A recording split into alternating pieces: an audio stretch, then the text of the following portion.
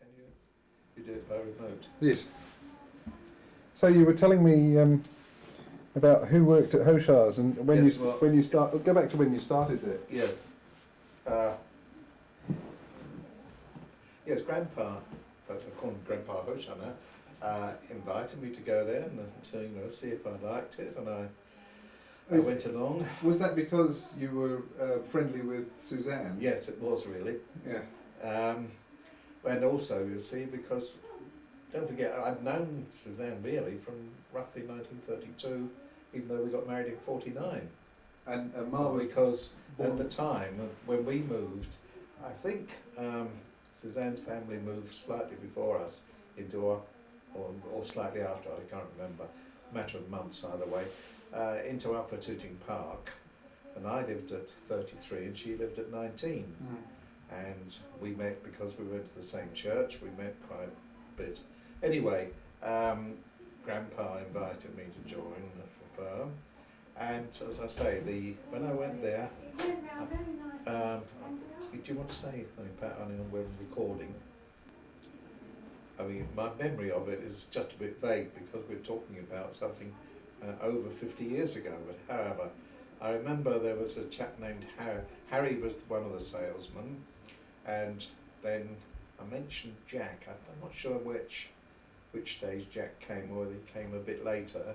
And then there was Roy, who did mostly in the shop, as we called it, and some work in the office, because in those days they dealt in English fruit, especially apples, and you had this terrible chore of keeping track of what they called the empties, the boxes in which the fruit came. Yes. And then when people bought them, you charged them. They bought the boxes fruit, you see, and you charged them. There was a deposit on the box. Right. So say something like 2 shillings. Yes. And when they brought it back, you had to give them the credit on their account. And is that because they were wooden boxes? Wooden boxes, yes, and would have the name of the firm. Who, our firm, name's firm, the firm Hochart Company was Covent Garden was in. They were actually Hochart's boxes. Yes, they belonged to Hochart. Is that because they were packed at the fruit producers at the into farm. Hochart boxes? Yes, at the farm. Oh, okay. So you had to keep track of them two ways. Yeah, the customers who bought them, but also the suppliers. But also how many you sent down to the supplier. Wow. So that was practically one chap's job. Full-time job. That's right, yes. And of course these empties. Yeah. And the silly thing about it, I mentioned a little earlier, you said, could I move something? And I said, no. In those days the unions wouldn't pick a box up. And the silly part about it was that eventually, through some quirky reason, the porters were paid more to carry an empty box from the buyer's lorry back to the shop than they were paid to take the full box from the shop to his lorry, which made nonsense, ludicrous, precisely. How self-confident they are these days. And I said we wouldn't have. To stand up in front of adults, never. I wanted it to be a day for children as well. Yes. And to let them shine, and not just let it be a lot of old fogies getting together. Yes. But to go back, I was just telling Chris about my vague memories of over 50 years ago at Hochart and how many people were working there. I better get out. Yes. And, okay, but you don't want to stay there, right? Not necessarily. No. Right. So you were telling us about the empty boxes. Yes, it was got the ludicrous stage where they used to cost more to transport or carry empty than they did full. That was just one of the sideline things. Another thing, I was mentioning the staff, and as I say, Roy used to keep check of all these boxes going in and out, and eventually, because the nature of the business changed, they sold them all off to somebody who sort of scratched a bit out and put their own name over the top or something. Right. But they were a terrible nuisance because they also took up a lot of space. Yeah, there was no way of flat packing them or anything. Oh no, they were wooden. Yeah. Really heavily nailed together. Yes. You see them occasionally now around the place, but real fruit boxes. I mean. Yes. But the terrible thing was they just put the apples in them loose, no packing, Right. not even around the sides. So the condition of the apples when they were finally delivered left something to be desired. Very easily bruised because people would throw them down and they'd all bounce inside the box on lorries. And throw them, yes. That's yes, right. Yes. And I mean the other sort of won't show you the power of the unions at the time. They had a system which was after a strike, I can't remember what year it was, they had was known as the pitching gang. And when the lorry drew up at your premises, you went and somebody had to go and tell the head of the pitching gang what produce you had to be unloaded. Like you might come and say, oh, I've got 1,000 trays of peaches. And he said, okay. And at their leisure, never at yours, 6 or so men who covered about 20 premises up and down the street, or no, not many, it's 20, say about 12, 14 premises up and down the street, and they unloaded the vans in their turns, and obviously if somebody bung the boss of the pitching gang perhaps, their lorry would be unloaded before yours, although yours arrived first, this sort of thing. And they carried the stuff in, and while your own porters whom you paid stood there and watched them because they weren't allowed to touch it. So who was paying the pitching gang? Oh, the firm did. So you paid the pitching gang as well as your own porters? Yes. I see. You paid them for the task that they were... For carrying in, you were charged so much for everything they carried in. Right. You were charged on like I say, I don't know what it was, but maybe say a penny for every tray of peaches they carried in. Yeah. You paid the gang a penny. That's unreal. Yes, Yeah. and it wasn't until... I was going to say, how long were the unions that strong?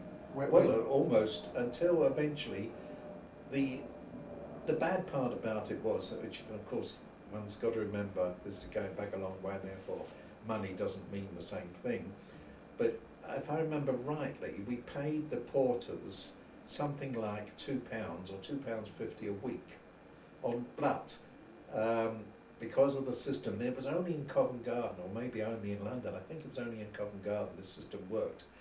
When you sold somebody the produce, your porters carried it to their vehicle, for which you charged them money called porterage, which the porters got on top of their very basic money of £2, say £2, £2.50.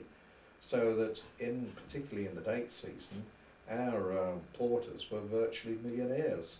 I mean, insofar as what they got in comparison with many, many other porters around the place who didn't do such things. Right. So anyway, to go back, there was eventually, because the porters wanted more money, and naturally the employers, as ever, said, oh, they couldn't afford it. There was a strike which went on for quite some time, and then it went to arbitration, and I'll never forget going to a meeting. I was just representing the firm, if you like, going to a meeting where the announcement was made that the arbitration had decided that the men had to be paid £9 a week, not just about £2.50 or £3 at the time, but £9 a week on top of their porterage. And the porterage wasn't reduced because partly the wasn't the employer paying it; it was the poor customers paying it. Yeah. But I remember, we said, "Oh, £9? No, we can't. We'll all go broke." And of course, as often happens, you have to make some sort of adjustment, and you don't go broke. But the men get their money. Which and the other terrible thing, which was eventually, I don't think it ever got changed. The other thing was that if a man was off sick, you paid him his basic money for 2 weeks only, and it was up to the porters themselves to decide whether they would include him in their porterage for the week. And if they, maybe because he was unpopular with them or something, or that they had a low week, they could say no, he wasn't to be included that week. And after 2 weeks, you sent him his cards, no matter what the cause of the illness was or anything else. Right. And then you took on somebody else. Yes. But the terrible thing again about this was that you had to be very careful, because the man who was sick retained the right to come back to you when he got better. irrespective of whether you'd taken on somebody else or not. Or whether you'd sent him his cards or not. Yes, or whether you sent him his cards or not. That Good grief. after the fortnight, Yes. say he was sick, supposing for argument's sake, he broke his leg Yes. playing football at the weekend. Yes. Not for you, and therefore, privately. The point was then that after a fortnight of him being away, you sent him his cards. But if you were really busy, you couldn't do without his labour. So you had to take somebody else on. You take on somebody else. And when he was eventually better, Yeah. his right was to come back and be employed. And Even though you'd taken somebody else even on. though you'd taken somebody else on to replace, and you couldn't get rid of the other one. person. So you finished up. So you struggled on normally, hoping the man would come back without taking, or you took somebody on by the day, which was another iniquitous system. Because what you did, if you wanted labour, say you knew you were going to be busy one day, you either went down. Usually you were running yourself, the boss had to go down to what was on the stones, it was called, because there were cobblestones at Covent Garden, and you, now what were they called? I've forgotten now, but there was one man there who was in charge of people who wanted a job for the day, and so you went to him and said you needed a porter, and he would send up somebody, and you had no option whatsoever as to who this person was. And it so happened I knew one day that a fellow turned up who was a known thief who'd just come out of prison the day before and turned up at Covent Garden the next day wanting work, and you couldn't do a thing about it. You had to take the man they sent, and of course they in turn would, as the expression was, bung or give money to the pitcher, to this man leader, I can't remember the pool, the porter's pool, that was known as the pool, that's right, to make sure that if the first job was going, or the best job from a certain firm who knew were going to be very busy, they'd try and make sure that they got that job for the day. And one other thing too was because some of them liked it, because as they went round to different places, normally it was because the firm was busy, but they insisted, the union insisted, they were paid cash and no records were kept. Sufficient. You know, they didn't have to give in their insurance card or their tax. This was the daily rate ones. This is the daily rate ones. Right. So what I used to do, because I was fed up of this, because sometimes you could, during a year, you could employ for 30 different people. And no way of claiming that money back, so, or putting it down against tax. No. So I used to at least ask them for their name and address and tell them I wasn't going to employ them unless they did it, and they normally gave them. And sent the list off to the revenue at the end of the year. Because I was annoyed. I mean, some days a man could earn £30 in the day, which, going back 50 years, was an awful lot of money. Yes, yes. And I was very annoyed to think I was paying tax. And these lads, through working in different places every day, were never paying a penny. Right, yeah. And so, whatever happened, I don't know. Now, I mean, one of the things I never really understood was how Grandpa Hochart had set up the business in the first place. I can come back to that. Before the 1914-18 war, he was working for a firm called Murray and Company, who were transiteers. I don't know, I suppose the term's still in use, but they were transport people who carried fruit from France to Covent Garden. And as I said, they were called Murray and Company. Now, when the First World War, he had gone for his national conscription, national service, when the First World War broke out. So I think he'd done So Victor Hochart had been living in the UK? No, they were living in France. Okay. In fact, he wasn't married at the time. He, as a young man, would have joined the firm Murray and Company. Then he would be called up under conscription. Still, I don't know what arrangements they made with the company. Pardon me. He'd just about finished, within I think a month or so of being finishing his national service, when the First World War broke out. So he had 4 years then in the trenches. And he actually survived the trenches. And survived all that. And then, after that, he went to Germany. I don't know what part of Germany, as Army part of the occupation. army occupation. Right, yeah. So I think he, in the end, he did best part of 6 years, Yeah. because by the time they'd done the national service, Well, the national service wasn't insubstantial. it was 2 years, I think. 2 years there, 4 years during the war, and then the army of occupation. for about a year. That's more like 7. 7 years, Yeah, that's right. Yeah. Anyway, whatever time, Granny could probably tell you more accurately than I can about that. Yeah. But then he came back and was working for Maury and Company. Whether it was immediately or not, I don't know. But he was sent to London to look after their London office for Maury and Company. Now, part of the work involved looking after the transport of dates from Levan and Company of Marseille. And that's just Levan. Levan. Well, it wasn't JL. That is JL, Joseph that's Levan. Joe That's Levan, how the okay. initials came from, JL. Right, There right. was I'll come back to that in a minute. Then that company was made up of 3 gentlemen. I don't know their history of how they started, but there was I forgot what the J stood for, Levan. Then a partner was a Mr. Ano Bow, and Mr. Lastray. Now, just to get it in at some stage, this is all before I came along to the firm, Mr. Bow, who was single, had adopted a young boy, or must have, I don't know what age he was. I think he was sort of not young, because they wouldn't allow them in France. But they were allowed, single men in France were allowed to adopt young men, but they had to be more than just very young. Yeah. I don't know the age limits and that. So known as George, and he became George Ano Bow. He was George Ano and Mr. Bow, but they always had the name Ano Bow. Then so I say, and then there was a Mr. Levan, Mr. Lastreto, who was single. So those 3 gentlemen ran this date business, and they were exporting dates to a firm in Covent Garden. I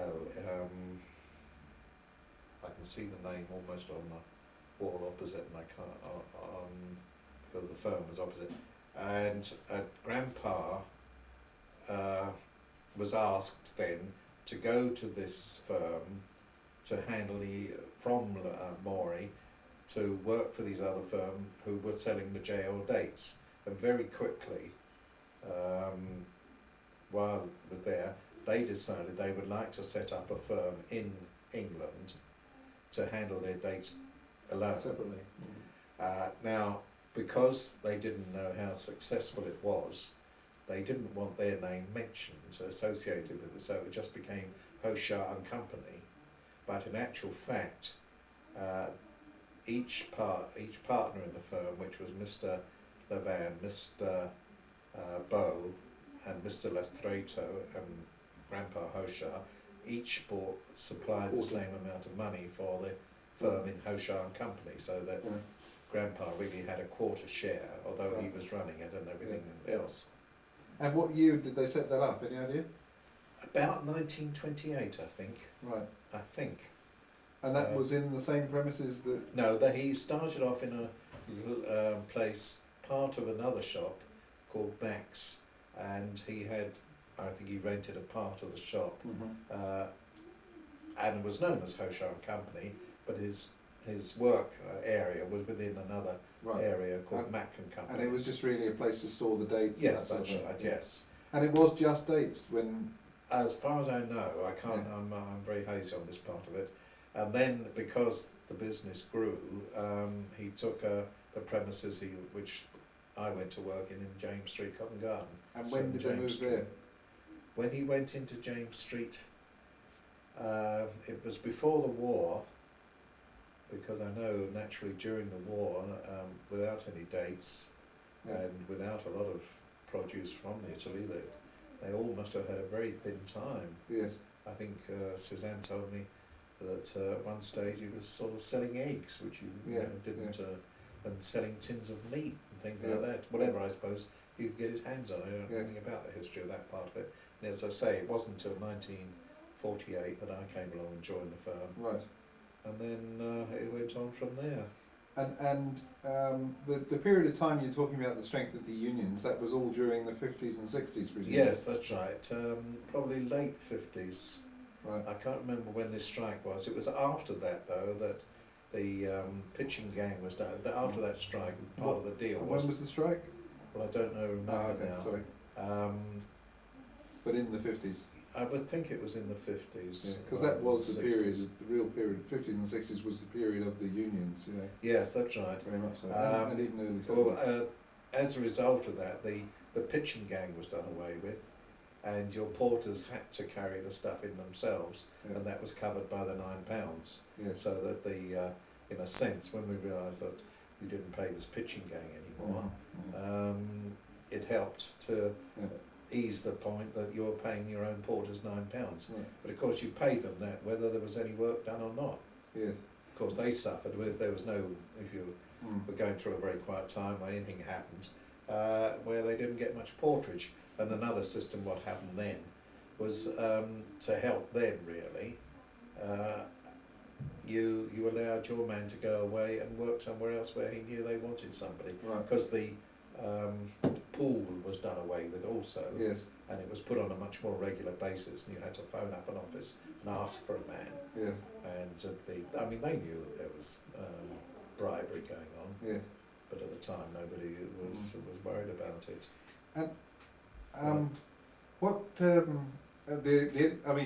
So there was a period of time, particularly after the war, through until the mid-60s, when Hochart and Company did really quite well. Oh yes, they always did very well. But then, of course, the Algerians had their revolution and started demanding more money for their dates. Well, and that no, sort of thing. no, that wasn't. They had their revolution, but in spite of the fact, or as they called it, their war of independence, the dates still kept going throughout all that troubled time. But eventually, after they gained their independence, then I suppose, I don't quite know, they decided to, George, who I mentioned earlier on, was the main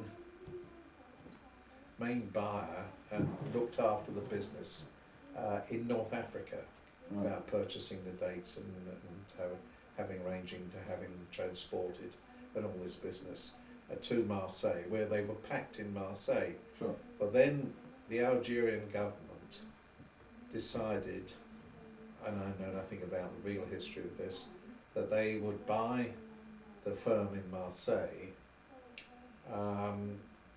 to arrange the packing themselves, and they bought the JL trademark. How could the Algerian government decide to buy a firm in France? Well, because George was well known to the people in North Africa, Yes. and as I say, I know nothing about the sort of ins and outs of it, Right. but they decided to buy George out and keep him on just as a Manager. unpaid, he insisted on that, I know that much, unpaid advisor. The idea being that he could then leave them whenever he wanted to, Yeah. and whenever he felt that, was Fair enough enough. was enough.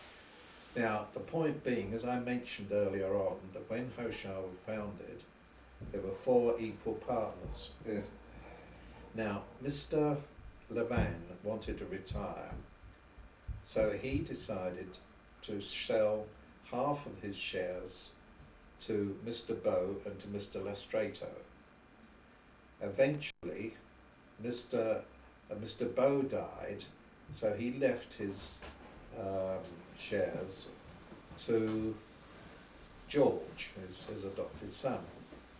Then Mr. Lestrato, who was still in the business then, decided that he wanted to retire, and so George bought his shares. So George had all the now owned Levan company in Marseille, and when when he bought the shares in Levan, he also got the shares in Hochart. So that then when he sold the shares in Levan, he also said, well, I own these shares in Hochart, I want to sell those, so the Algerian government bought his share of Hochart. Right. And when was that? oh gosh, about 19... When did we pack the firm up? So was it 1952? No, 62. 62, sorry. Yeah, Was it as early as that? something like that. 72 was it? Could have been 72. 13, 72, I would have been 52, that's right, it was 72. Right. Now, this was maybe a year before, must have been over a year before that. Anyway, to cut a long story short, George retired from the business in France, more or less. He had been very far foreseeing in that Jose, his own son, an only son, who had worked in the business in Marseille, but nevertheless had a degree in pharmacy, and I think it was it Jose's, George's wife? Yvonne was a pharmacist. I think she owned the pharmacy. And then he went in with her. So George insisted. If I may just quickly... So we came to the stage where, as I say, George wanted to sell his shares in Hochart, which he did. And although the Algerian government had more or less half share in Hochart. Now, that will be the time when little Algerian people turned up at Atkins Road, and kind of like there were these odd meetings. And, yes, that's and right. Yes, and I never really understood what was going on or why. Well, I can't remember what it was exactly. Yeah. But no, I mean they came over, and naturally one socialised with them and invited them for meals and this sort of thing. But I had one or two rather funny experiences insofar as they would send somebody over, and because they were not allowed to take any money out of Algeria under their strict regulations. This is purely private, but you know, I call it the way it was back then. They used to come over, you see, and then they'd say, "Can you lend me some money?" Well, now, perhaps in my naivete, I realised this was really they were asking for a personal gift. Yeah. But I always used to say that because I sort of half realised it and knew that perhaps it would cause some sort of trouble someday, I used to get them to sign that they had this money, because I said I had to account for the money to the Inland Revenue. I never mentioned about the auditor, but to the Inland Revenue, who were very strict in England, you see. Yeah. And they used to duly sign, having got their hands on the money. And there was one gentleman, I've forgotten his name. We went to a big firm in Tottenham Court Road, whose name escapes me. Was Heels, I think it's called. I'm not sure anyway.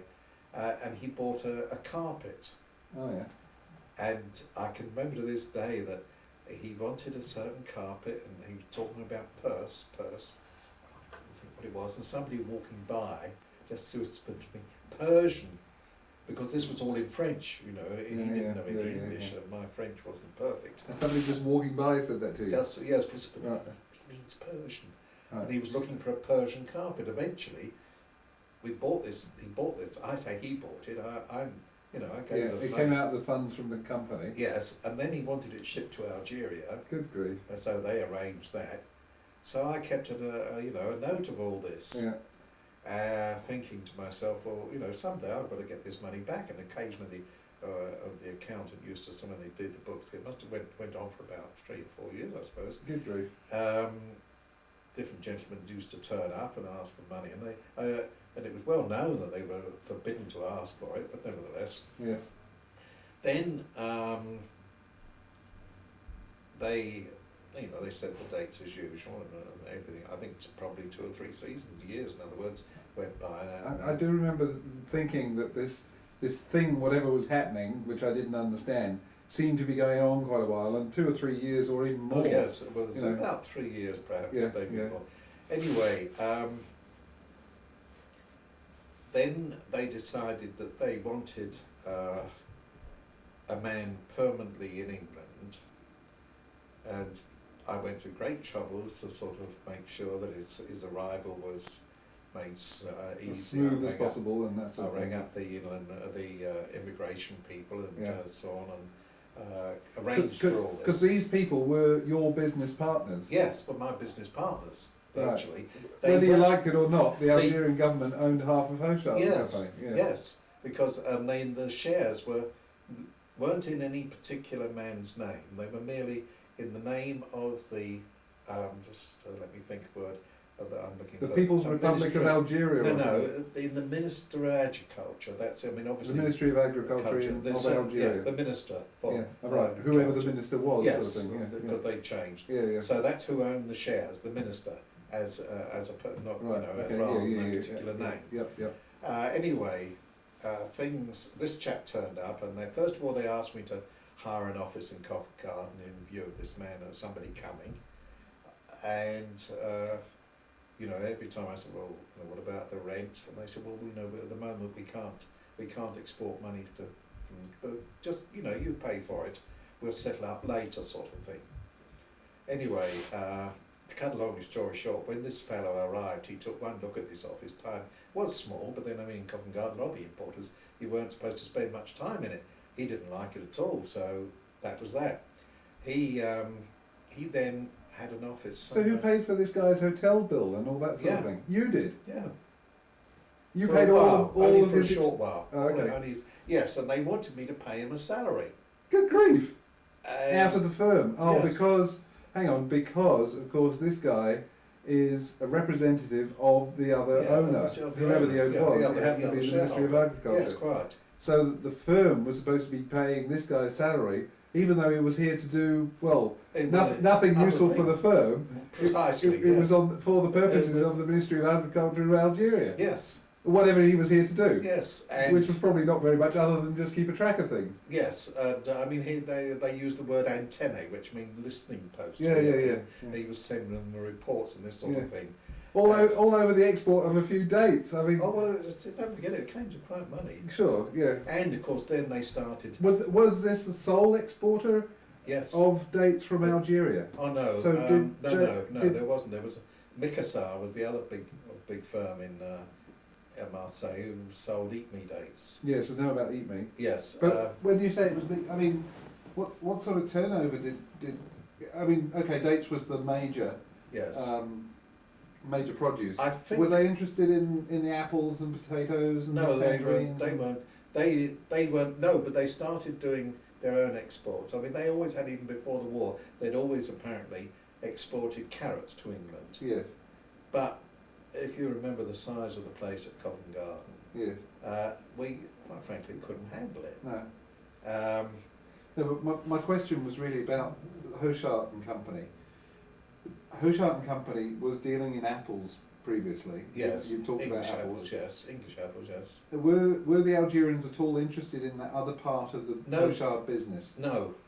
They didn't. That's what I meant. Of course they're not interested because it's nothing really to do with them. No. Except that they got half of the profits. Yeah, precisely, yes. So as long as the company's doing all right, they're not bothered. Right, yes. So then they wanted another thing which sticks in my mind. This chap, Mimuna, no, I can't remember his name. The one that came, Mimuna was one of the bosses in Algeria. Then they one day this chap came and said he'd like just to get an idea how our business was spread. Could he have a list of all the people we served? Of course, what they wanted was cut out the middleman and sell direct. Sell Algerian produce direct to these big customers, and I dodged that one. And to be honest, naturally one was getting a bit worried because by this time Grandpa died. Fortunately, he died before all this business had cropped up. What year did he die? I have to look that up. No, don't bother. 69, because I was. Oh yes, well. It was as close to 69 as makes. Yes, well, it was soon after he died that all this blew up. You see. Yeah. And I would thank God for it because I think it would have broken his heart if he'd seen it happen. Yeah. Anyway, things didn't go very well. I think they thought we were too small. that because we handle a tremendous number of dates, I suppose they thought we would have very large premises and that we would handle, you know. But actually the dates were the shipping of the dates was managed out of Covent Garden, but would come in to Tilbury Docks or somewhere else. They came in by rail, actually. Rail, okay. From Marseille by rail. And but actually they were shipped directly to the customer. They were shipped. First of all, they were shipped. They were bought from the local growers because at the time it was all France. This is how it grew up. Okay. Presumably, there were Arabs who owned the oases and the palmeries were definitely built. You know, they weren't just sort of higgledy-piggledy. No, I've seen some of them. Yes. Now George was in charge, you see, of buying all these dates. Then they were sent to Marseille, where they were pasteurised and packed. Yeah. And from there, they were sent by truck, railway truck, to England, to originally to Bricklayers Arms, and then to Hither Green. All right. Ah, so that was the Hither Green connection. Yes. Okay, yeah. Where they came in, the same as there was lots of fruit and produce came from Italy and different France also, and all this stuff used to arrive at Hither Green and then transported by lorry to Covent Garden. Yes. Well, as I say, to go back to the Algerians, you know, I was getting a bit concerned about all this money, and they say, well, we can't do anything about it at the moment. Then, could you have did you deduct those costs? I'll come to that in a minute. Out of their profits? I'll come back to that in a minute. So then, behind the scenes, there must have been something going on which I didn't know about. And to cut a long story short, Jose, that was George's, Bert's son, who had left the firm by this time and was working, running, I think, the pharmacy with his mother. It's a huge place, the pharmacy. I went there a few times. And he rang up one day and said to me, Kevin, you better get out. If you can, you know. Yeah, if you get can. out. Well, he didn't say if you can, he said you must get out, you see. So we had an annual general meeting coming up. So when we had it, I went along, and I can't remember the exact sequence of events. Yes, I think Sue and I talked it over and decided that the only way out was to liquidate the business.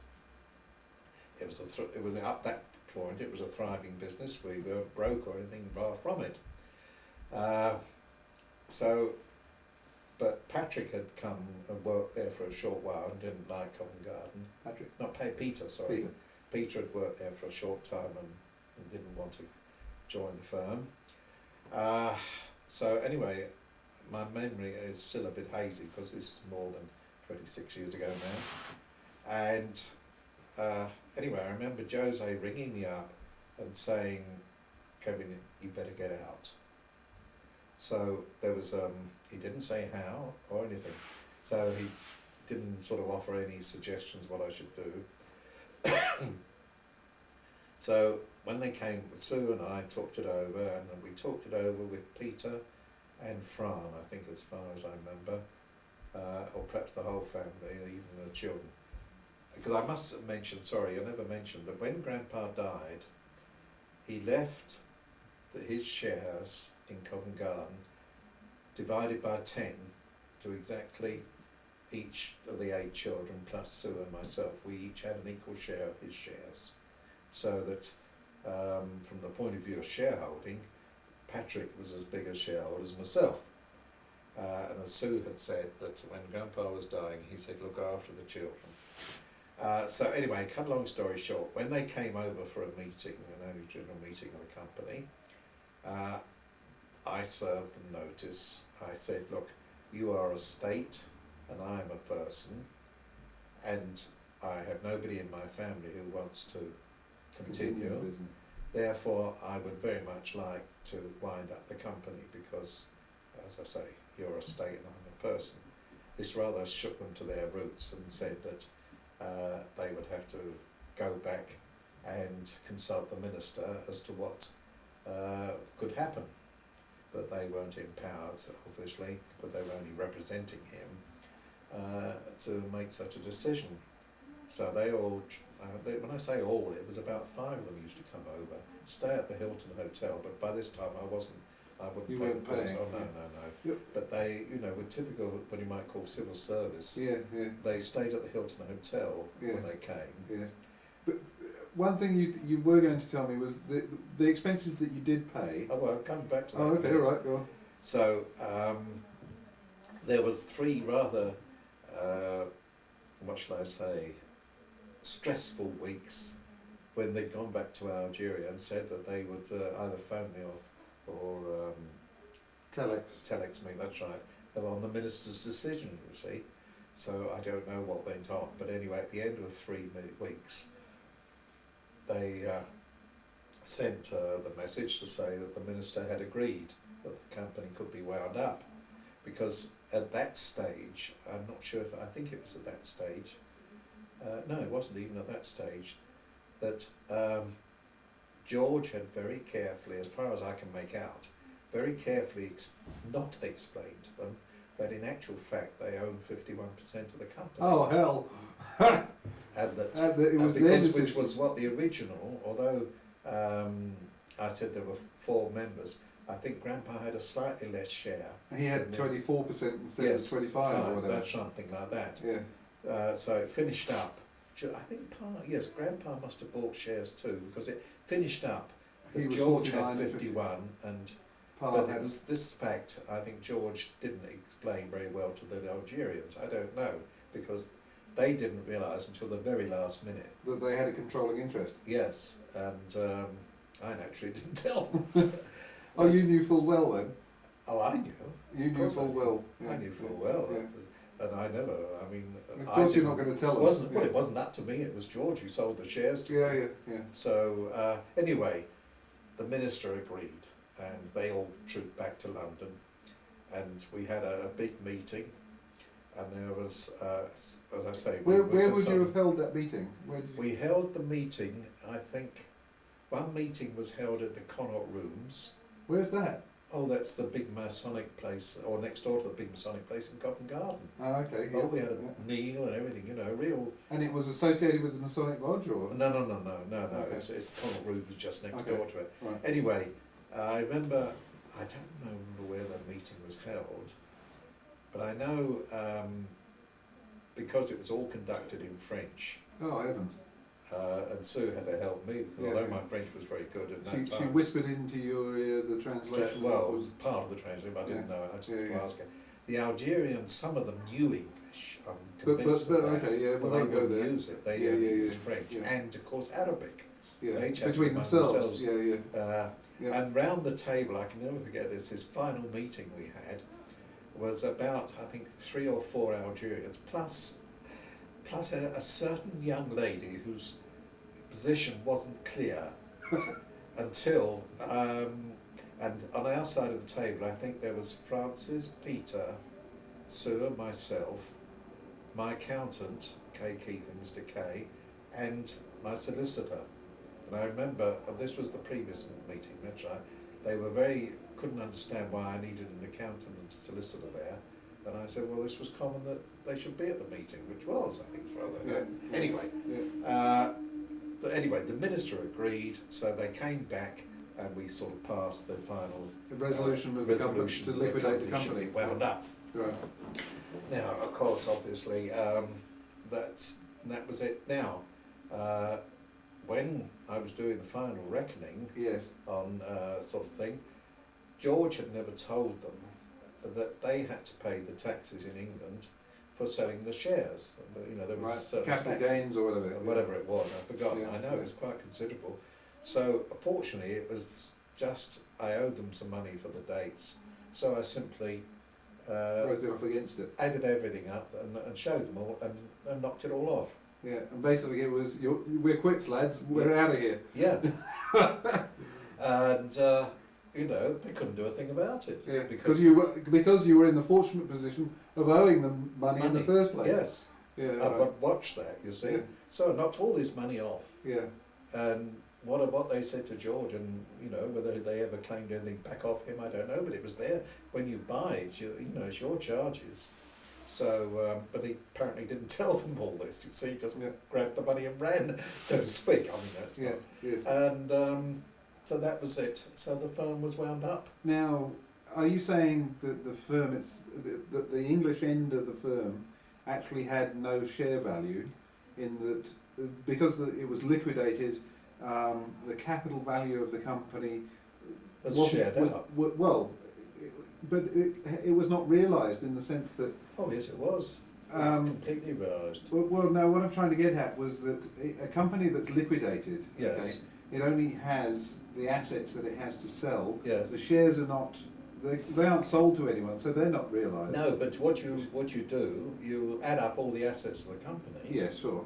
And you either sell them off or you You apportion them. divide them up, and the. I mean, you didn't own the building in James Street. Oh no, that was all rented. Yeah, quite. Unfortunately, Paddy, who was working with us at the time, He took it was on. keen to take it on. Sure. So it saved me a lot of headaches. Yes. And so he continued with the name in Hochart Sales. Ah, okay. But he didn't last long, as I didn't expect him to, quite frankly. Yeah, without Yes. the dates. Without the dates and without, he was a good salesman, but he had no idea of running a business. But that was up to him. I mean, the value of Hochart and Company was while it was trading, Yes. and in that sense, Consisted in the fact that it had a large capital, well, for those days was large capital amounts, reserves. Ah, okay. So it had built up capital reserves. Reserves, very good reserves, yes. Right, and that was, it had investments. and that was divided equally. And you say it had investments. But in terms of the expenses, we're going back to those expenses, because and this was the operating capital we're talking about, because you had some dates from them that you hadn't paid for. That's These right. expenses were then written off against that, so that took care of the operating costs. That's it. But the capital that had been built up over the years was then divided out. Yeah, Yes, okay. that's it. And yes, now. but going back to the meeting, but there was I think it was at least three men, and this rather young. So what was her role in life? Lady, well, other than entertainment, I mean. I think that she came for entertainment, but obviously, we kept looking at, because she was just sitting there doing nothing. Yeah. And the dawning is sort of what she was doing there, until one of them said something in Arabic and pushed a piece of paper rather quickly and a pen to her, and she sort of as if she every was now and again used to write something, and she was taking notes. And she didn't understand English either, so and she didn't probably understand much French. I don't know, because. So why was she ever brought to the meeting? I mean, why couldn't she just stay in the hotel? I don't know. Perhaps they didn't trust us. Wouldn't know what to do around London. Yeah, they brought her there. She was definitely no use. She was there as a floozy, I'm sure. To this day, I wouldn't be saying. If they told me she was anything else but a floozy, there, one of the mistresses, I should think. How strange. They brought her along for the ride, sort of thing. And that was the end of Hochart Company. And that meeting was in, what, 1972? Something like that, yes. Because I don't think it was probably... I worked for a few... It was fairly quick. It was wound up. But then the amazing thing that and it put everybody in a quandary, the actual liquidator, was appointed, was Mr. K. Mr. Keeping of K. Keeping, the accountants. Right. But after, 3 or 4 months, he died. Oops. So nobody knew, including the solicitor, what to do. What was the legal position, when a liquidator dies? Who's in the middle of because liquidating the company is wound up. Who appoints a new liquidator? Because in theory there was no company to appoint him. So I took counsel. I don't know what he did. He found out somewhere, and we had to have another meeting of the shareholders to appoint a new liquidator. So they all had to come over from Algeria. Oh heavens! And we met, and we decided. You presumably proposed. This was the only business. They come all that way for a meeting from Algeria to say, yes, we approve of Mr. Tobin's suggestion that Mr. So-and-so take over as liquidator. But you see, the legal rules are... You had to have a meeting. You had to have a meeting, yes.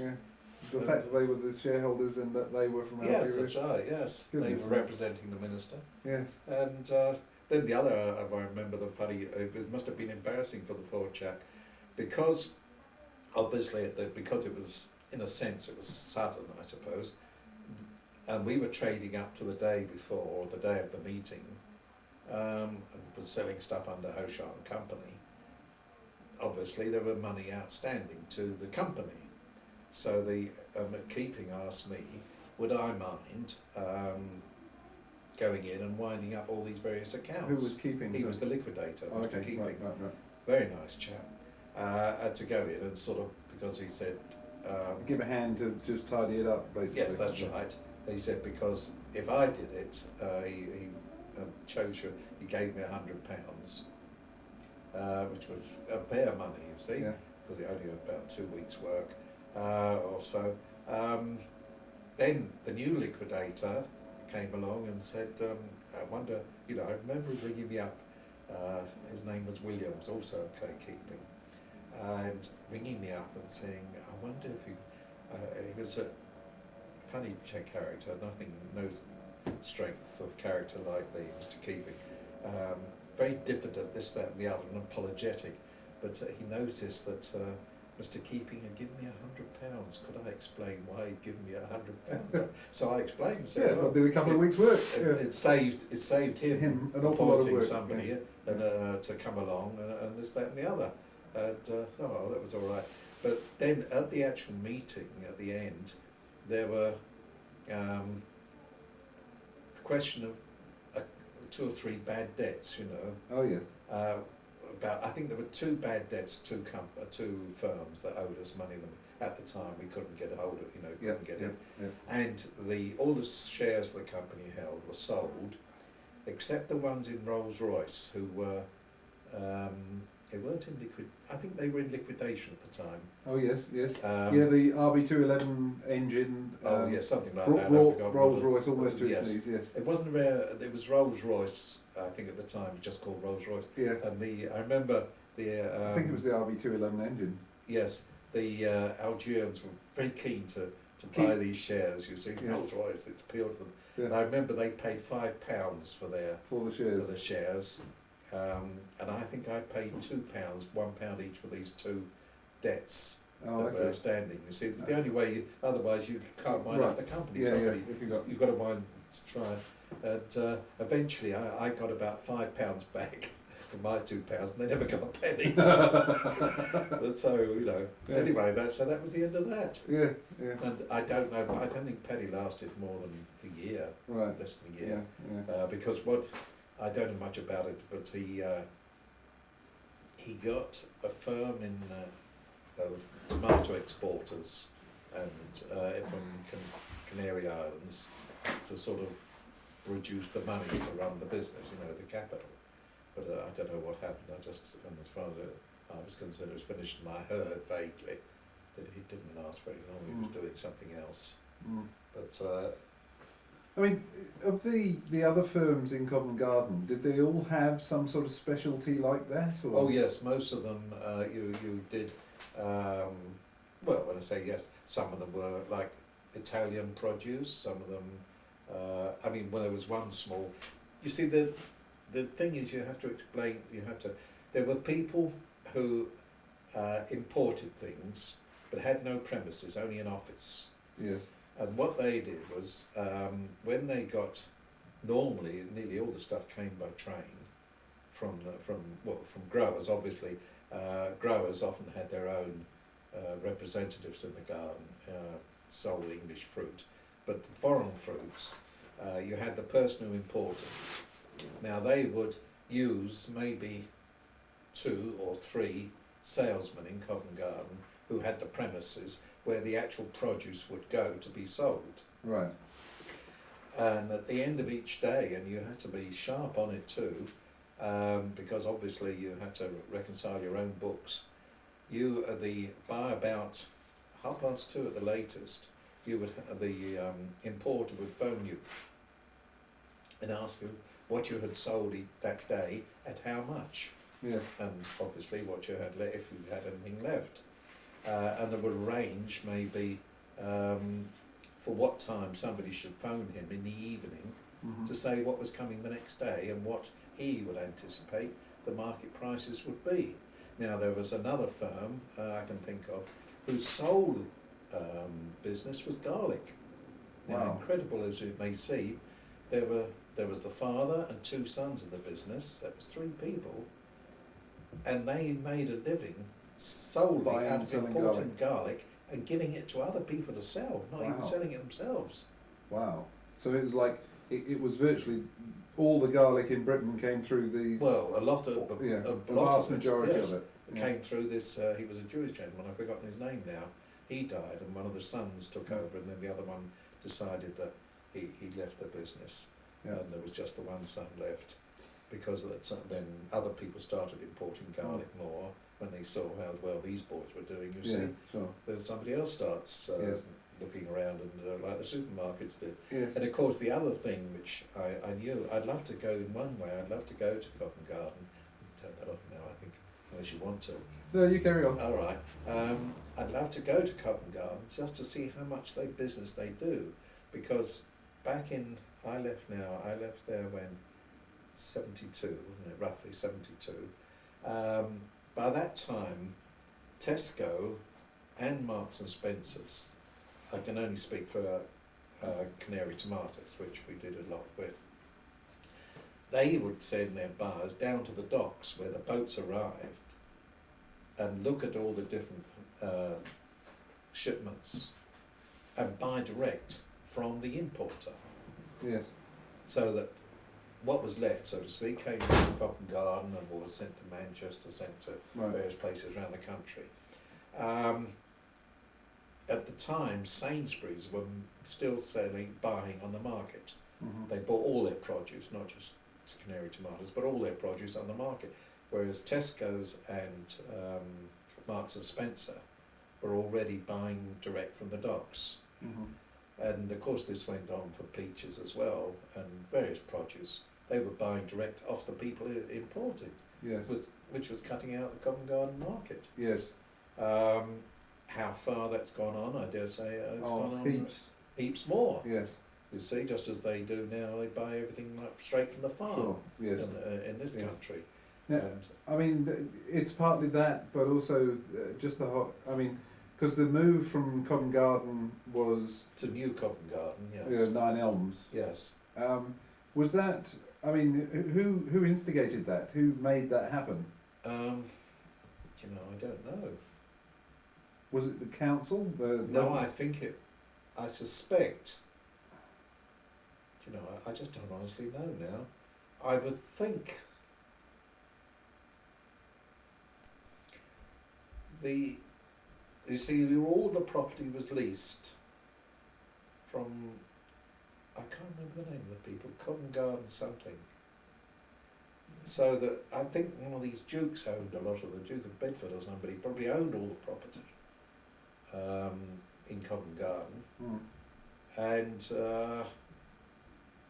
why they decided to move, of course there would have been a lot of pressure from the police and all sorts of people, because as you appreciate it, it caused an awful lot of congestion there. But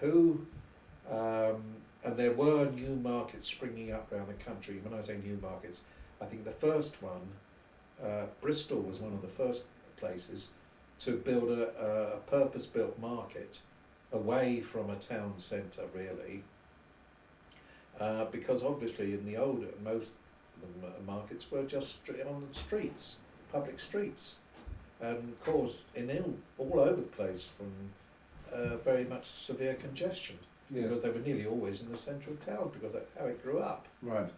And I presume because I think Manchester. But Covent Garden was a bit different in that it was a wholesale market. Yes. And it was also a national market in the sense that You distributed stuff throughout the country. to other wholesale markets around the country. But on the other hand, at the time it was increasing, was the fact that importers, or perhaps sometimes merchants in these provincial markets, were buying direct from even Italy, Yeah. or from getting them to getting consignments direct from the shippers to be sent to their markets.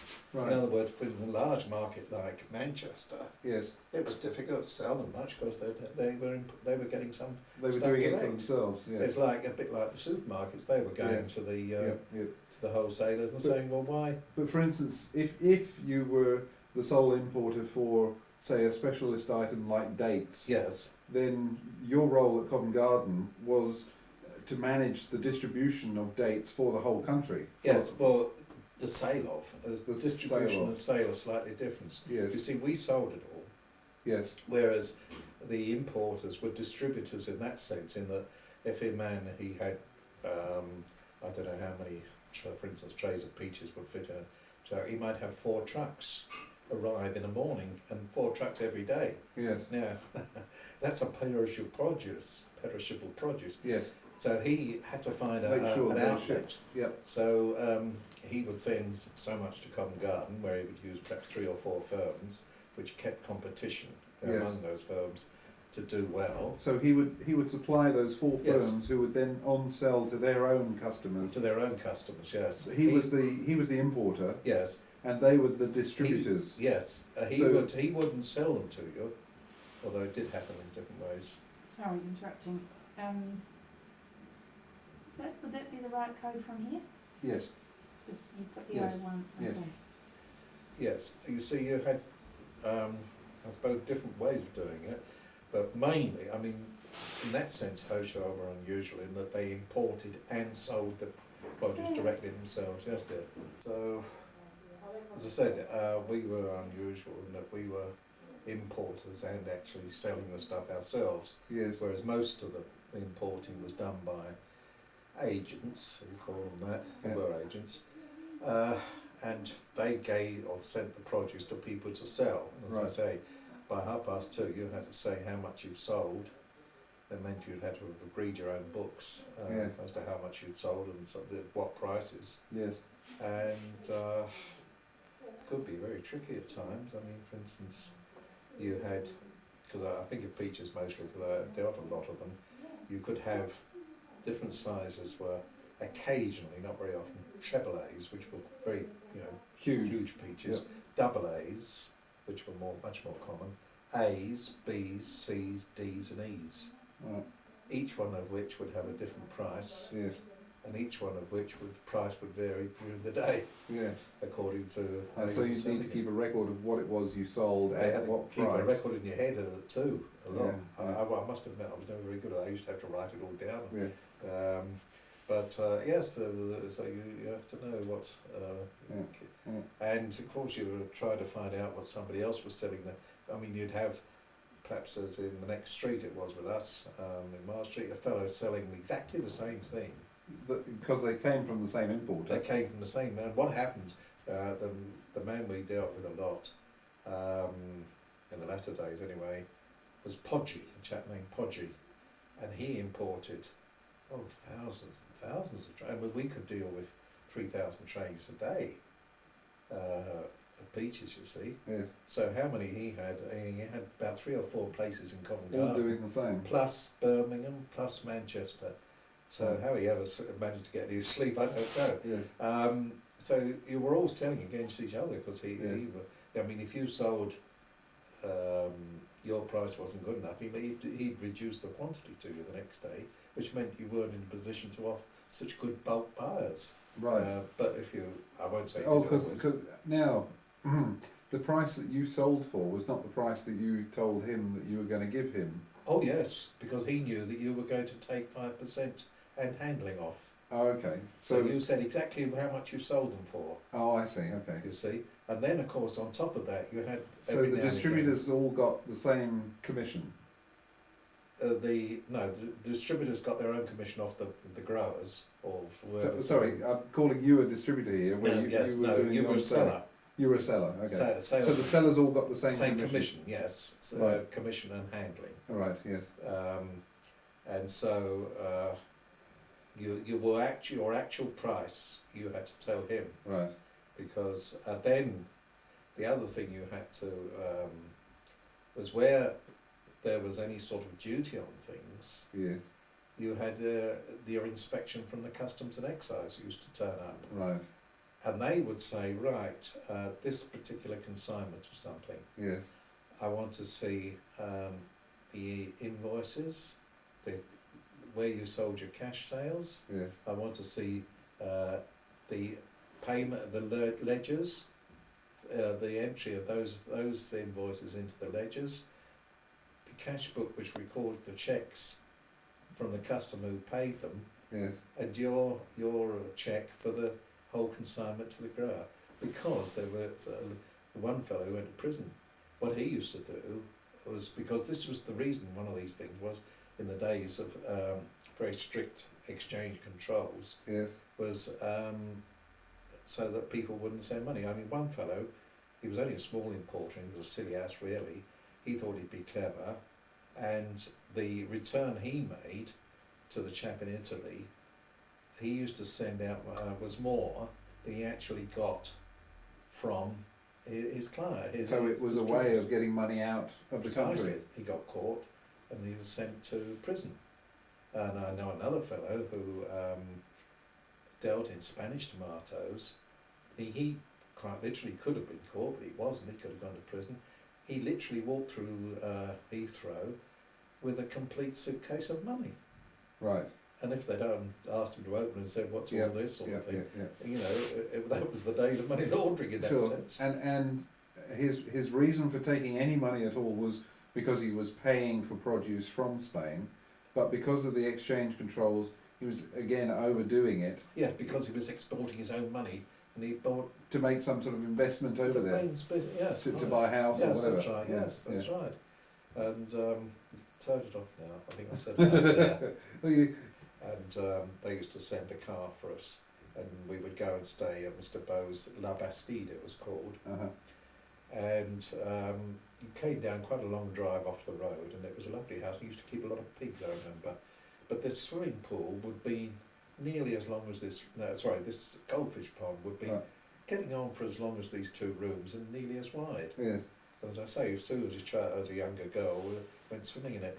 Well, when I went there by myself with George, he said, "Oh, let's go for a walk, Kevin." It was all in French, because my French at that time was very good, or almost very good.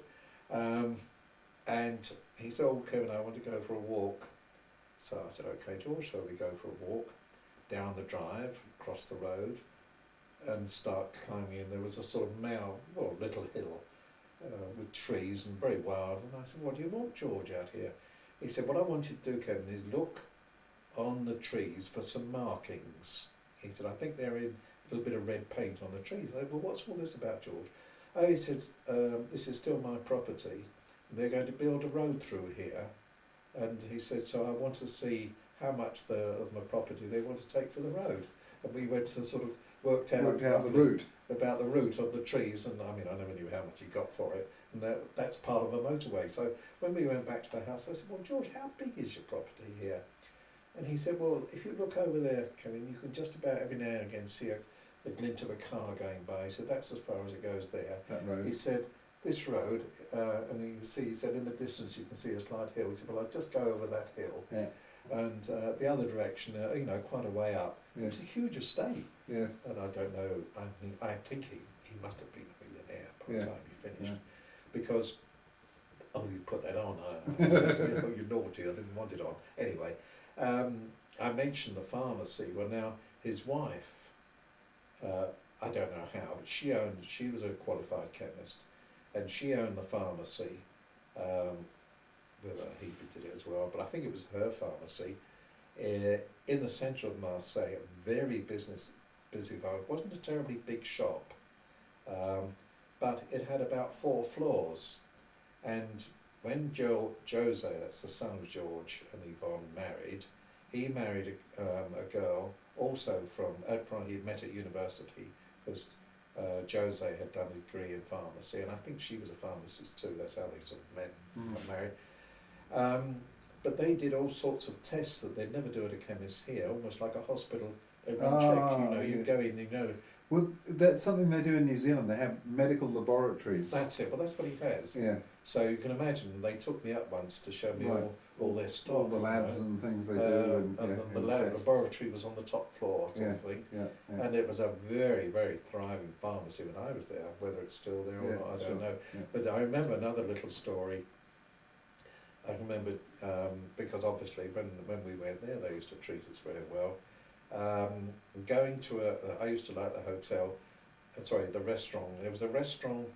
I couldn't tell you the name of it now, and it was. I think it was called the restaurant Chateau d'If because you looked out into the bay and you could see the Chateau d'If where the Man in the Iron Mask was. Oh, okay. Hotel, that sort of thing. Yeah. And it was a beautiful fish restaurant. And one night, I can remember this very clearly, George taking me there, and it was gradually it got dark, and he looked out. And at the time, there were terrible forest fires, and in the distance, you could see all the blazing forest fires. And that was one of the things. The other thing I can remember about the place was they used to have a fish called a sea wolf, a loop rather. There was translation would be the wolf, and they used to bring this in, and there was all straw over it, and they go to the table, they lit all the straw, all the flavour up, and they'd like great excitement. Yeah. And I remember meeting him once at the airport, Marignano Airport, and we went into the restaurant there for a meal, and there were fish, I can't remember now, swimming around in a tank. And Oh, yeah. the waiter just said, "Well, which one would you one like?" And then Yeah, fished it out. Yes. And 10 minutes later, it turned up on Yeah, your it was. plate, Yes. and it was very good.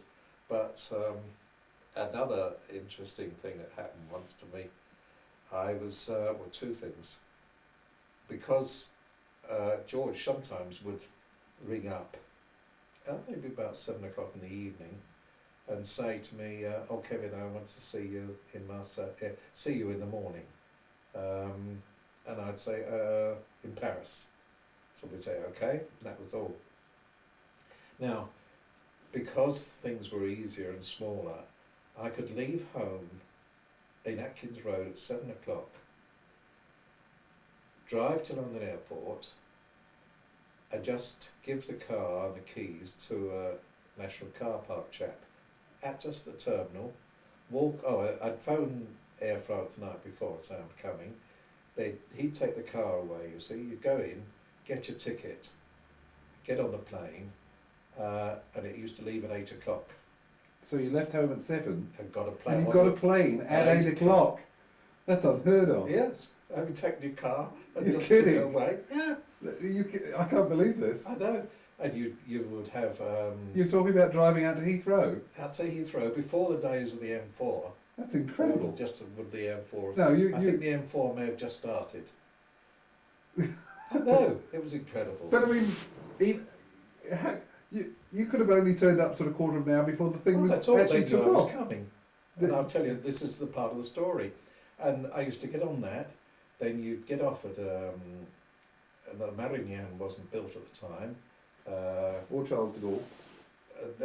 Marignan South. Charles de Gaulle wasn't built at the time. Right. There was Orly and the other one, whatever the airport, and you catch the bus. And it would stop at the Opera outside the Opera Hotel, and I'd walk in. That's why you used to go to Paris so often, of course, because Yes. you used to come home with slides of Paris. And all I know, sorts. I love Paris. Yeah, And I used to go yes. quite frequently, and you know. Right. Because he would fly up from He'd Marseille. fly up from Marseille, Right. and we'd meet at 10 o'clock in the. Of course, 10 o'clock their time. Yeah, so that would be another hour. Wouldn't That would be it? 11 our time. Yes, early. Yes, no, but the other way. Oh, really? Oh, you'd save an hour. Okay. Yes, you save an hour. That's it. Well, yeah, that's what I'm thinking. If you. Oh, anyway, all right. Yes, So, well, anyway, I know it was definitely 7 o'clock. I used to leave people. yeah. in the No, hotel. 10 o'clock their time. Okay. Yeah, So it 10 would take an o'clock hour their to fly to Paris. Is that what we're saying? Well, just under an hour. Yes. Under an hour. Okay. Yeah. So you meet at 10 o'clock at the. At the hotel. Right. I've forgotten what I think it was called, the Hotel L'Opera. Right, Just near by the the near the opera opera. house, Yeah, you see. yeah. And I'd be there by 10 o'clock. Yes. Do our business, and I'd come home the same And day. what would the business consist of, really? Well, we talk over about the date season and how much we think the prices would be. And Right. one time I went there, and he said, I'm going to introduce you to the chief sort of civil servant he was, I suppose, in the after the Algiers became independent. This chap, I forgot his name now.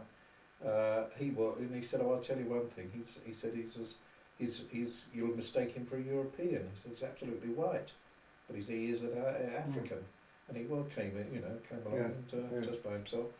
And then another little story I can tell you. On another occasion, I was going to Paris to a friend of ours who, do you remember Fancher? Do you remember Fancher? No. She had entered the convent. Fancher.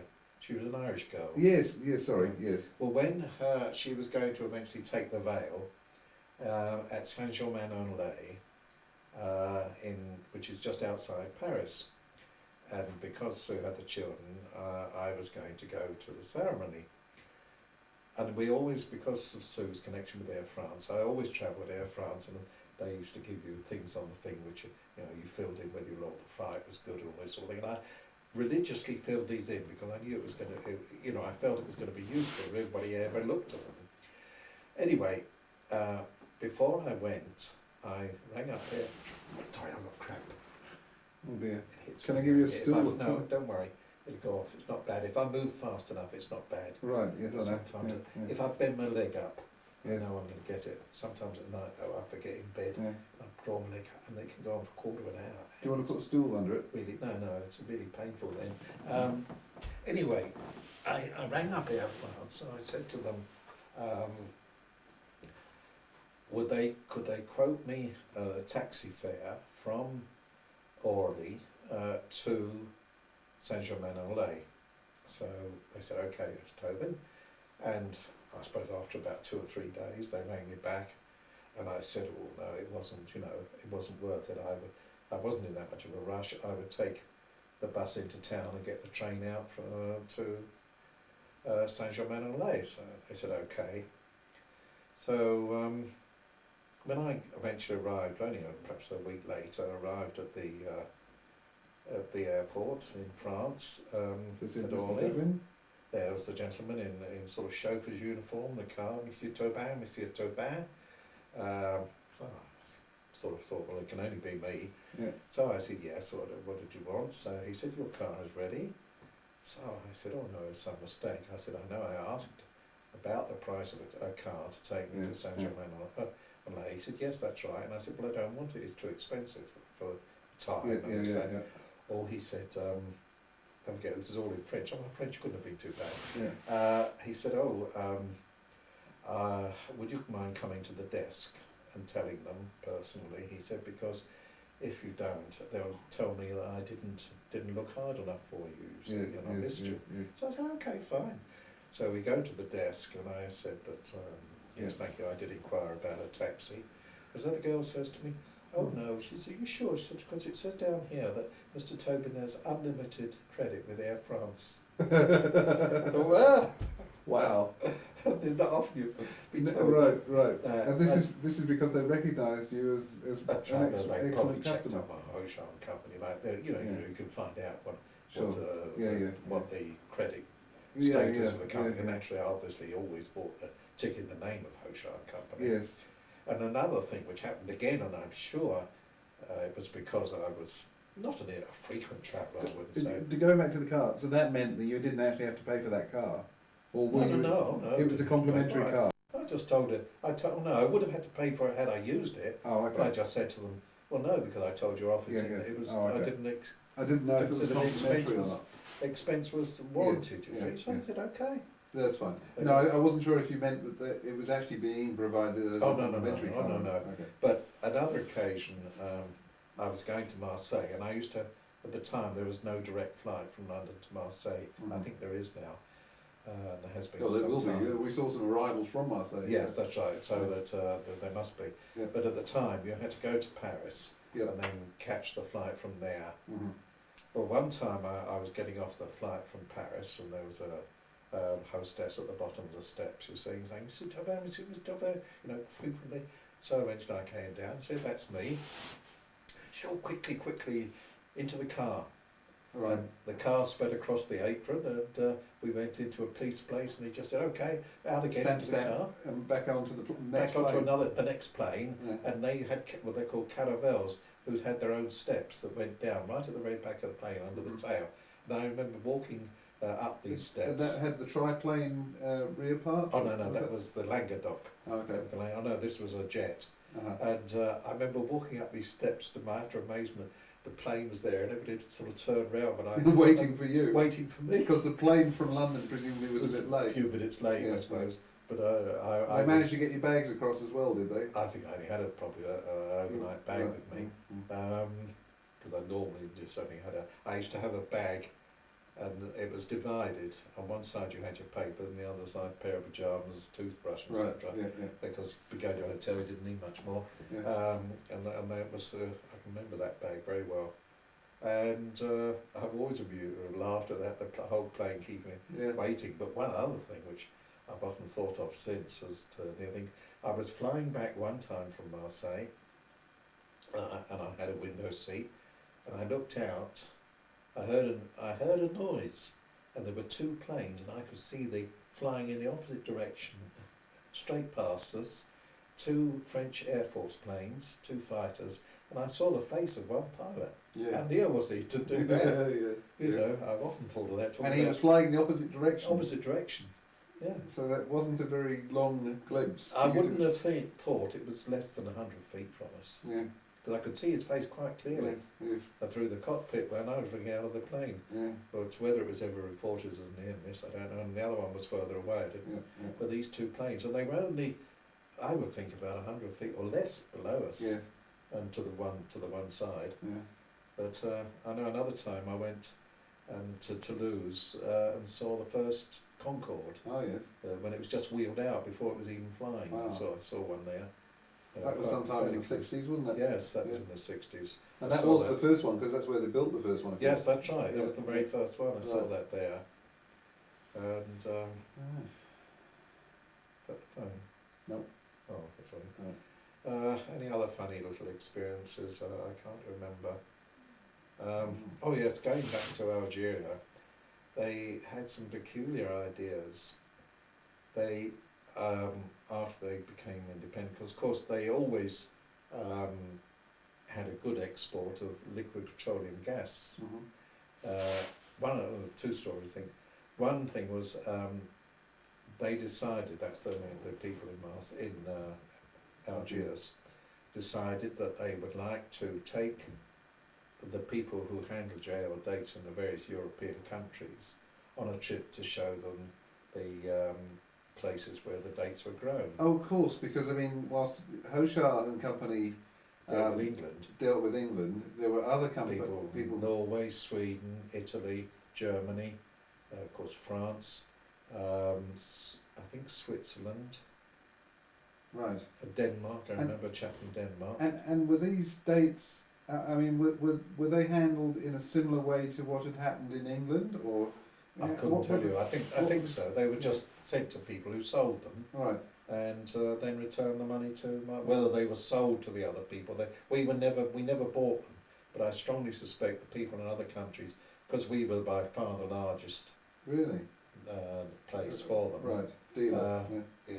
The other places I think bought them. I'm not sure. Ah, okay. So you can imagine they must have had quite a game with foreign exchanges Yes. and the markets and sort of thing, and movement.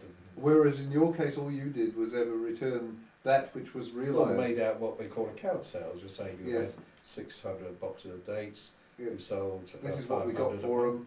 and this is it. Then you'd put down how your commission, your handling, and then all the transitory charge for England was sent to us, and we knocked all that money off Yes. and sent them the net amount. Right. And then I'll tell you another story about that. So you were never in negotiation with them as to what you would have to pay for the dates. Well, we didn't pay because for them. you we hadn't didn't pay sold for them. Exactly, that's what I'm saying. Yes, that's Whereas right. somebody in Norway who actually had to buy the dates from the Algerians and then Well, no. cover Yes, all the eventually costs. from the Algerians, of Yeah. course they would. Um, But originally it was George yeah. who had Ah, all okay. this.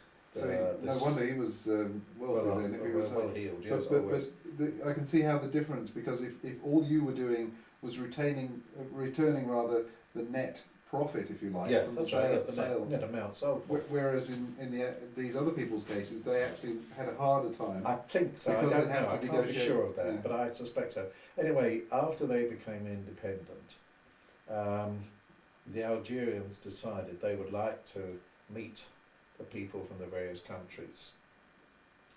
So it was all arranged, and originally they also sent dates under different name to about, that's Marseille, that's the van, and they packed them themselves under different names to about 3 other importers in London. Ah, but they weren't JL dates. They were Eat Me or whatever. well, no, yes, that's right. They were. One of them, funnily enough, was called Nigger, but they, I think died. Anyway, yes, the Algerians decided that they would like to sort of show off their country and this, that, and the other. Yeah. And because we were the most important country, I had to choose 12 people from England to represent England, together with. The guy come down from Glasgow. That's right, John Henderson Right. came from Jock Henderson, sorry, Jock yeah, came. yeah. And we all, and it was completely everything paid. Bakshi or Yes. whatever. Yeah. We assembled at London Airport, and people, and we all assembled at the Hilton Hotel in Paris, which was near the airport, at the airport, I think. There. Yeah. And we all stayed overnight. Then they had an Air Algerie plane just for us and all the people. As I say, I think there was either 1 or 2, I think perhaps 2 from some countries, from Germany or somewhere like that, Yeah. and just 1 from Italy and so on. And 12 from England. And 12 from England. Right. We all went over, and they flew us from Paris directly to about 500 miles south of Algiers, way out in the desert, the centre of their oil industry. And they had a marvellous graphic thing. They had a table with a sort of relief map of the desert, and then they swung the table open, and it was illuminated from inside, and they showed you all the strata Levels. of rocks and where the oil came from. Wow. And then there were 2 coach loads by this time. They added the Algerian people, I don't know what they were, and then we travelled up, stopping at about 3 or 4 nights, times each for a night at different places. They showed us the oases and so on, and all the marvellous factories they were building to process the dates, because they were at that time decided that they wanted to pack pack them locally, everything in Right. Algeria itself.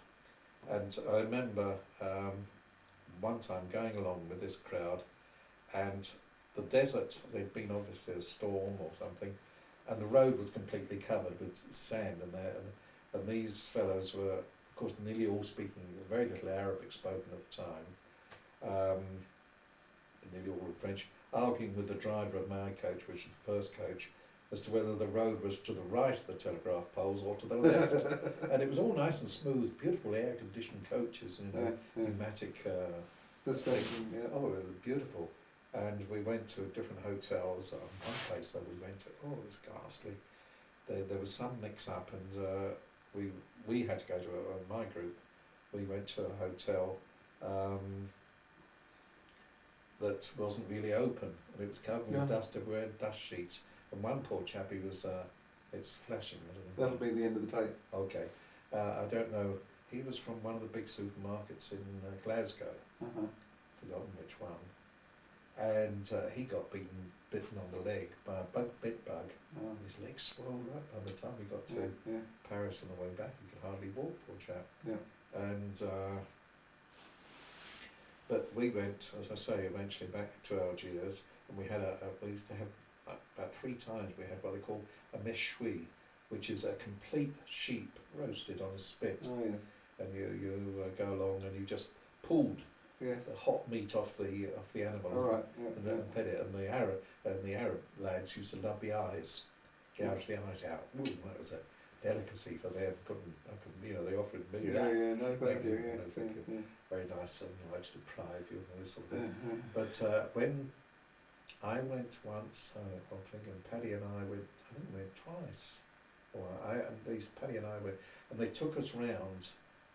We stayed at a a hotel outside Algiers. I stayed in Algiers 2 or 3 times, and Paddy and I, they took us to a hotel outside Algiers. It was really beautiful, almost marble, all the sort of finishing, and although it was just by the sea, they had a huge swimming pool, everything like that, and they told us this would be an English hotel. Mm-hmm. And we said, how do you mean? Oh, this is where the English people would be brought to have their holiday, because all the waiters would be trained to speak English. And they took us to another place, and they said, well, this is the German hotel. You mean you want only Germans to come here? Yes. They hadn't got a clue. I mean, to build hotels and try and make them say French people will come to this hotel, German people will go here, you know. And another place, and some of the ideas they had, one place I remember, I wish I could remember the chap's name. He was the chap from London, and he met us, and he took us way out in fairly far out in the country. Oh, it couldn't have been too far out in the country, but anyway, way up in a sort of high hill, there was this smallish hotel, nobody there, just plenty of waiters and so on, nobody there, because it wasn't finished. And we looked down, literally, you know, way down there was the beach. So we said, it's very nice, there's no swimming pool here. Oh, that's all right, people will go down to the beach. And we said, well, how do they get? Oh, there'll be, what do you call it? Cable car? Cable car, we haven't built it yet. Right. And everywhere you went were the products of things, whether it was carrots or something, you know, they'd have charts. That would be the last few years. Next year up here, you know, everything was going to be tomorrow. It was going to be marvellous. Yes, yes. Well, what, you know, and in the end, they don't. I don't know whether they sell anything to England now, because they stopped sending any dates to England. Is that right? Oh, You can't buy Algerian dates in England anymore? No, you don't see an Algerian date now in the scene. They started selling them to Russia because, of course, they were behind. You know, they were communist. Oh yeah, okay. Yeah, socialist. Yeah. So, I mean, that was another reason that I think George must have got wind of this and told Jose to tell me to get out. Yeah. But I know about that. Anyway, you know, we saw these hotels, and they were building these beautiful hotels for nationalities, for tourists. But they wanted, you know, they said, you don't meet other Germans or French or Greeks or anything like that. Yeah. You will meet your own people because you want to be with your own people. Yeah. And I've often wondered what happened to a lot of these places. And they, on the group, when they had the, you know, I'm talking about the group, I'm jumping about a bit. When they had the group, I forgot what I was going to say. Oh yes, I'll tell you a funny incident. We went to a nice hotel one towards the end of the tour. Took about a week, I think. I got up early one morning, and while I was talking to the receptionist, a chap, a little sort of fellow with his fez and his sort of